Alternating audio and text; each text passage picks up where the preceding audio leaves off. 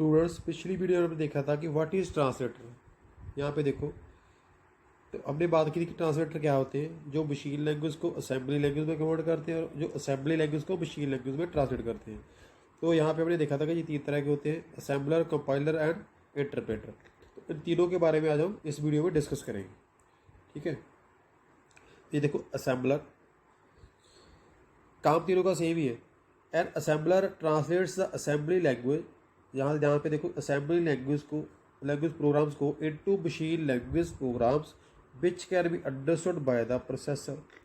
तो ये assembly language को मशीन लैंग्वेज में ट्रांसलेट करता है ताकि इसको प्रोसेसर इजीली अंडरस्टैंड कर सके। ठीक है, यहाँ पे देखो असेंबली लैंग्वेज यहाँ पे उन्होंने दे रखी है, यहाँ पे असेंबलर बीच में इसको ट्रांसलेट करेगा और बाद में किस में कन्वर्ट कर देगा इसको मशीन लैंग्वेज में। ठीक है, तो एक यहाँ पे नीचे देखो इन्फॉर्मेशन बॉक्स में, the program written in assembly language और high level language is called source code. जो भी प्रोग्राम हाई लेवल लैंग्वेज और असेंबली लैंग्वेज में लिखा जाएगा उसको हम बोलेंगे source code. And the program converted into machine language using a translator is known as object code. और उस लिखे हुए सोर्स कोड को जो मशीन लैंग्वेज में ट्रांसलेटर ट्रांसलेट करेगा उसको हम बोलेंगे ऑब्जेक्ट कोड। जो लिखा जाएगा उसको बोले सोर्स कोड, जिसको ट्रांसलेट करके उसको मशीन लैंग्वेज में कन्वर्ट कर दे उसको बोलेंगे ऑब्जेक्ट कोड। याद रखना यार। आगे है कंपाइलर। तो कंपाइलर क्या होता है?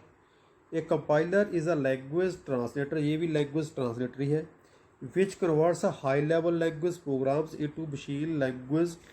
जो हाई लेवल को मशीन लैंग्वेज में कन्वर्ट करता है, is translates the entire program into machine language at once as soon as all syntax errors are removed. तो ये पूरी की पूरी लैंग्वेज को एकदम से कन्वर्ट कर देता है। ठीक है, साथ में एरर्स को रिमूव भी कर देता है। It takes less time to compile source code. आप बताओ कि जब पूरी की पूरी लैंग्वेज को ही ट्रांसलेट कर देगा तो उसमें कम समय कब लगेगा। ठीक है, high level language, compiler, machine language. तो क्या डिफरेंस है ऊपर वाले में से? तो उसमें है कि वो मशीन लैंग्वेज को कन्वर्ट करता है बट पूरी की पूरी को नहीं। तो यहाँ पे ये पूरी की पूरी असेंबल लैंग्वेज को मशीन लैंग्वेज में कन्वर्ट करता है एक टाइप पे। ठीक है, नीचे देखो compilers were introduced in 1952। Compilers कब इंट्रोड्यूस हुए? 1952। Since then hundreds of third generation languages have been developed. तब तक थर्ड जनरेशन की हंड्रेड्स लैंग्वेज डेवलप हो चुकी थी, benefiting programmers in business and science, जो उनको बिजनेस और साइंस में बेनिफिट पहुंचा रही थी। तब जाके इसका कंपाइलर का आविष्कार हुआ 1952 में। अब देखो इंटरप्रेटर से कैसे डिफरेंट है। Unlike a compiler and N interpreter translates a program line by line. उसमें था पूरे का पूरा प्रोग्राम, पूरी की पूरी लैंग्वेज को इसमें लाइन बाय लाइन, एक लाइन फिर दूसरे फिर तीसरे line. That is, it takes up one statement of high-level language at a time, translates it, and then executes the instructions. Interpreter repeats the same procedure until the last statement is translated into machine language. ये तब तक process चलता है line by line जब तक पूरे का पूरा जो प्रोग्राम है इंटरप्रेटर उसको पूरे के पूरे प्रोसीजर को कंप्लीट ना कर दे। ठीक है, इसमें लाइन बाय लाइन है, उसमें पूरे का पूरा प्रोग्राम इकट्ठा है। ये इनमें दोनों में डिफरेंस है। ठीक है, यहाँ तक तो आपको पता चल गया हो। आगे देखते हैं। तो यहाँ पे देखो उन्होंने इसको दे भी रखा है, if there are any syntax error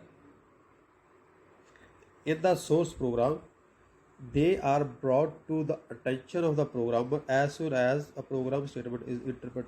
तो जैसे उसमें देखो, उसमें था कि अपने आप ही वो कोई भी एरर को रिमूव कर देता था। तो इसमें है, अगर इसमें कोई एरर आएगा तो वो प्रोग्रामर को उसको अटेंशन दे देगा कि यहाँ पे कोई एरर है।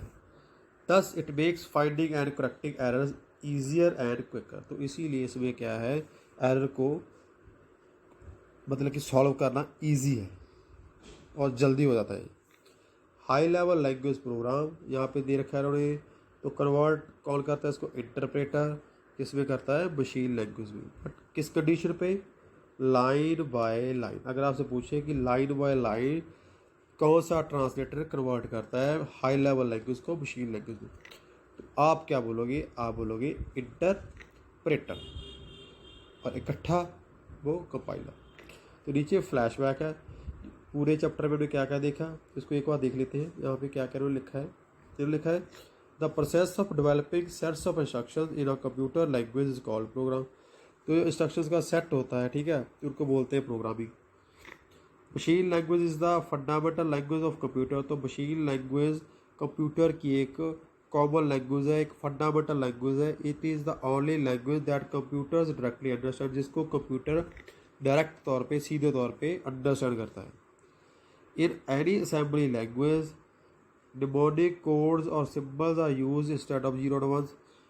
किसी भी असेंबली लैंग्वेज में 0 and 1 के अलावा निमोनिक कोड्स को यूज़ किए जाते हैं। जैसे मैंने आपको बताया था इंग्लिश के लेटर्स, वर्ड्स, क्योंकि 0 and 1 को सिर्फ मशीन लैंग्वेज ही अंडरस्टैंड करती है, में ही लिखा जाता है, उसको मशीन ही अंडरस्टैंड करती है, क्योंकि ये बाइनरी कोडिंग होती है। High level language are considered as third generation language. तो हाई लेवल लैंग्वेज को हम थर्ड जनरेशन की लैंग्वेज कंसिडर करते हैं। अगर आपसे पूछे कि हाई लेवल लैंग्वेज कौन सी जनरेशन की लैंग्वेज है, आप बोलोगे थर्ड जनरेशन की language. Fourth generation language are more programmer friendly and versatile.